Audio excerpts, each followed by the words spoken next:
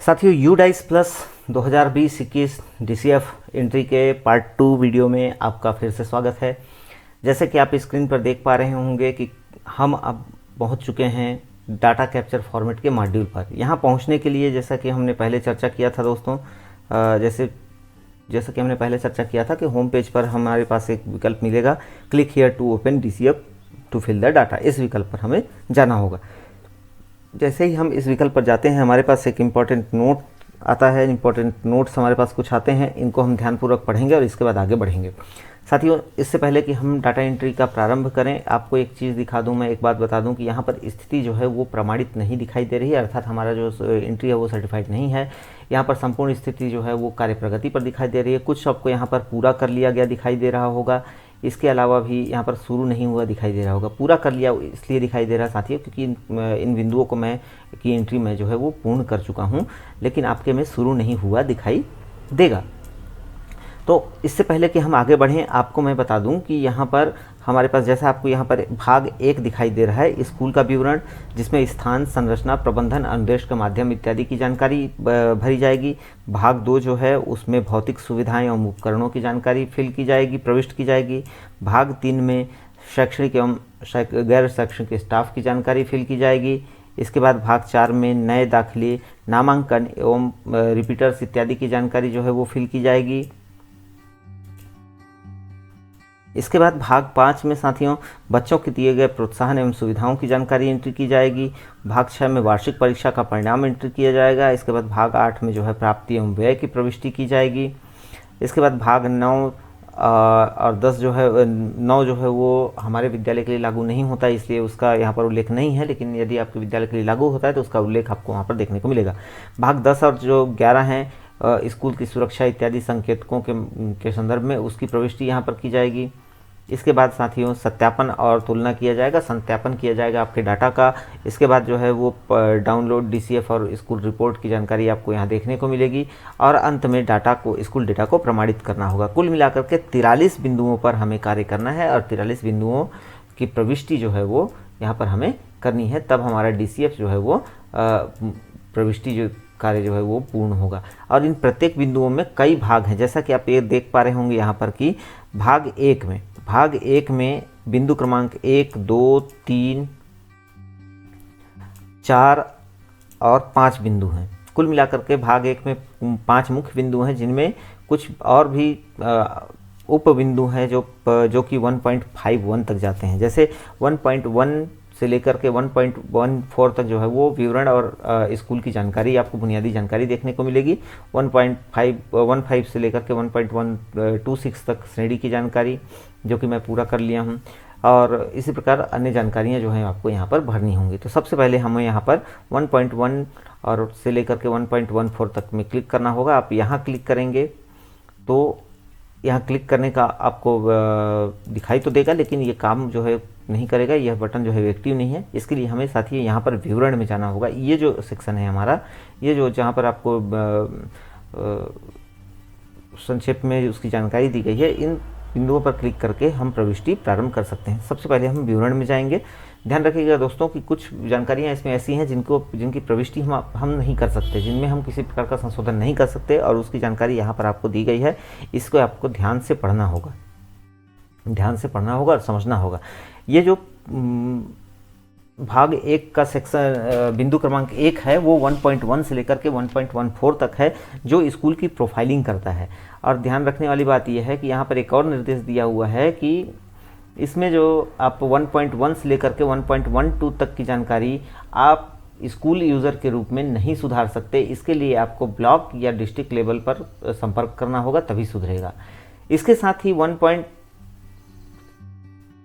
से लेकर के 1.4 की जानकारी जो है वो जो स्कूल यूज़र और ब्लॉक यूज़र जो हैं वो उसको सुधार सकते हैं, और इसको सुधारने के लिए आपको यहाँ पर क्लिक हियर पर क्लिक करना होगा।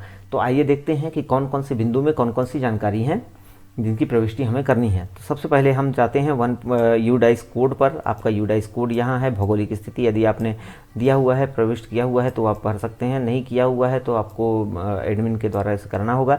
स्कूल का नाम आपको यहाँ दिखाई दे रहा है, जैसे यहाँ पर स्पेलिंग मिस्टेक है तो यदि मैं चाहूँ भी तो इसे मैं नहीं सुधार सकता। इसके लिए मुझे डिस्ट्रिक्ट MIS या ब्लॉक MIS से संपर्क करना होगा। स्कूल का स्थान जो है वो ग्रामीण, गाँव का नाम, CRC का नाम, पिन कोड नंबर, इसी प्रकार 1.6 में ग्राम पंचायत का नाम, ब्लॉक 1.7 में आवास मोहल्ले का नाम, 1.8 में 1.10 जो है वो भरतपुर सोनहत। इन सब चीज़ों को हम नहीं सुधार सकते, जैसा कि हमने यहाँ पर पहले ही पढ़ा था कि 1.2 तक हम इसमें कोई सुधार कार्य नहीं कर सकते। यदि हम कोई सुधार कार्य करना चाहते हैं 1.1 से लेकर के 1.12 तक तो उसके लिए हमें ब्लॉक या डिस्ट्रिक्ट के एडमिन जो है उनसे संपर्क करना होगा। 1.3 में हम किसी प्रकार का संशोधन करना चाहते हैं, 1.4 में हम किसी प्रकार का संशोधन करना चाहते हैं तो हम यहाँ से कर सकते हैं। इसके लिए हमें क्लिक हियर फॉर अपडेट के विकल्प पर जाना होगा। जैसे मैं इसमें जैसे 1.13 में क्या है, हमारा एड्रेस है। यदि हम इसमें किसी प्रकार का संशोधन करना चाहते हैं तो यहाँ पर हम जा सकते हैं। इसी प्रकार 1.14 में जो है वो स्कूल प्रमुख का जो मोबाइल नंबर है वो यहाँ पर देना है। जो प्रतिवादी का नाम, प्रतिवादी अर्थात जो इसमें रिस्पोंडेंट है, जो नाम जो प्रविष्टि कर रहा है उसकी जानकारी यहाँ पर दी गई है और उसका मोबाइल नंबर यहाँ दिया हुआ है। तो इन सारी चीज़ों की जानकारी जो है वो हम यहाँ से अपडेट कर सकते हैं। इसके लिए हमें जाना होगा क्लिक हियर फॉर अपडेट में। जैसे हम क्लिक हियर फॉर अपडेट में जाते हैं तो ये हमारे पास खुल करके आ जाता है। स्कूल प्रमुख का मोबाइल नंबर, जो प्रतिवादी का मोबाइल नंबर है वो, जैसे मैं यहाँ इसे सुधार देता हूँ। इसके साथ ही स्कूल का मेल ID, स्कूल का स्थापना वर्ष, आवासीय विद्यालय है या नहीं, इन सब चीज़ों की जानकारी जो है वो हम सुधार सकते हैं। यदि आपके स्कूल की कोई वेबसाइट है तो आप उसे भी यहाँ पर प्रविष्ट कर सकते हैं। अब इसे सारी जानकारियों को संशोधित करने के बाद हम इसे यहाँ पर सेव कर देंगे।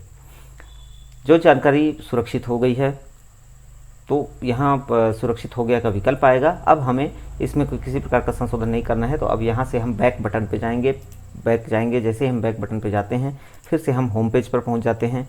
यहाँ हमने देखा कि 1.1 से लेकर 1.14 तक की जानकारी जो है वो जो मुख्य जानकारियाँ हैं, बुनियादी विवरण है, उसकी प्रविष्टि हम आवश्यकता अनुसार सुधार चुके हैं और या फिर जो प्रविष्टियां हैं उसे हम वेरीफाई कर चुके हैं। जो त्रुटियां हैं उन्हें हमने नोट डाउन कर लिया है। अब हम आते हैं इसी में सेक्शन 2 बिंदु क्रमांक 2 में, जिसमें 1.15 से लेकर 1.26 तक की एंट्री की जानी है, जो यहाँ पर पूरा कर लिया गया है। लेकिन फिर से मैं आपको इसको बता देता हूँ। 1.15 में जैसे जाएंगे साथियों, ये श्रेणी है, इसे भी हम यहाँ पर पहले देख लेते हैं कि 1.15 से लेकर के 1.16A, 1.16B, 1.17 जो है वो स्कूल यूज़र के द्वारा नहीं सुधारे जा सकते। अर्थात 1.15 में जो है स्कूल की कैटेगरी है, श्रेणी में स्कूल की सबसे छोटी कक्षा 1, सबसे बड़ी कक्षा 5।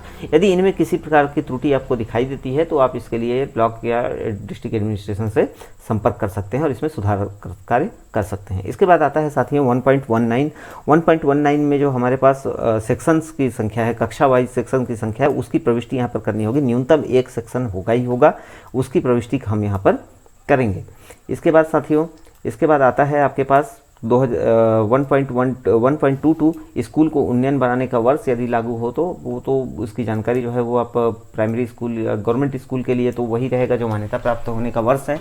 और मान्यता प्राप्त होने का वर्ष अर्थात यदि उन्नयित स्कूल है, जैसे प्राइमरी स्कूल से मिडिल स्कूल में कन्वर्ट हुआ है, उन्नयन हुआ है, तो उसकी जानकारी यहाँ पर प्रविष्ट की जाएगी। इसके साथ ही है 1.23 में क्या यह विशेष आवश्यकता वाले बच्चों के लिए स्कूल है, तो हमारा विद्यालय इस श्रेणी में नहीं आता है, इसलिए मैंने यहाँ पर नहीं का विकल्प चयन किया है। यदि है तो इसके बाद फिर आप आगे देखेंगे उसके बारे में और जानकारी आपको देखने को मिलेगी। क्या यह शिफ्ट में चलने वाला, पाली में चलने वाला स्कूल है, तो नहीं। जो आपके लिए लागू हो आप उसे यहाँ पर कर लेंगे। क्या यह एक आवासीय विद्यालय है, नहीं। इसके बाद साथ ही आता है इसमें 1.26 आप देखेंगे कि क्या यह अल्पसंख्यक समुदायों द्वारा संचालित स्कूल है, तो नहीं। इसके बाद आप देखेंगे कि यहाँ पर 1.15 से लेकर 1.26 तक की प्रविष्टियाँ हमने पूर्ण कर लिया है। तो अब इसके बाद हम इसे जमा करें और आगे बढ़ने के विकल्प पर जाएंगे। जैसे ही हम इसे जमा करें और आगे बढ़ने के विकल्प पर जाते हैं तो हम अगले पेज पर पहुंच जाते हैं। इसमें यह सुरक्षित हो चुका है पूरी तरह से। अब अगले भाग की प्रविष्टि यहाँ की जानी है। तो अगले भाग के लिए हम एक और वीडियो लेकर के आएंगे, उस पार्ट को भी आप देखना ना भूलें। साथ ही साथ वीडियो को लाइक शेयर करें और हमारे चैनल को सब्सक्राइब करना ना भूलें, इससे हमारा उत्साहवर्धन होता है। जय हिंद, जय भारत, जय छत्तीसगढ़।